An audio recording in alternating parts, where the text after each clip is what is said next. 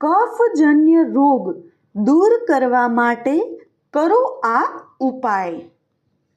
1.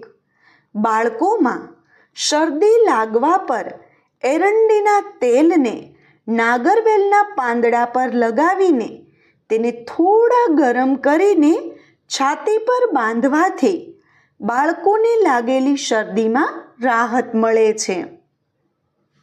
2.